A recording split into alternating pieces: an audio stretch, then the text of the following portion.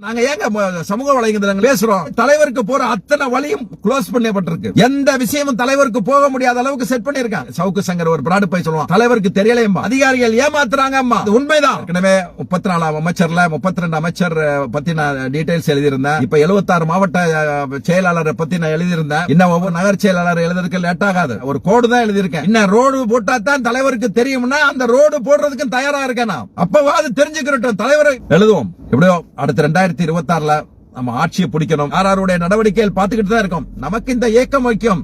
திமுக தலைவர் சிறப்பா செயல்படுறாரு, துணை முதல்வர் சிறப்பா செயல்படுறாரு. ஆனா கீழே உள்ளவங்க அது மாதிரி செய்யறாங்களா அப்படிங்கிற கேள்விங்கிறது ஒரு கேள்விக்குறியா தான் இருக்கு. ஜனவரி பிப்ரவரி வரைக்கும் தான் இதெல்லாம் இந்த பத்தி எல்லாம் டிஸ்கஸ், இந்த பத்தி எல்லாம் சொல்லி இந்த மாறுதல் வேணும், நடவடிக்கை வேணும்னு சொல்லிக்கிட்டு இருப்போம். ஜனவரி பிப்ரவரிக்கு மேல இதை பத்தி எழுதுறதே மாட்டோம். யார நிப்பாட்டுறாரோ தலைவர், யார நியமிச்சிருக்காரா மாவட்ட ஒன்றிய செயலாளர்களா, அவர் பின்னால பயணிக்க தயாராயிரும். அதுக்கு முன்னால எப்படிலாம் இந்த இயக்கத்துக்கு மாறுதல் தேவைங்கிற எங்களுடைய கருத்தை எடுத்து வைக்கணும்.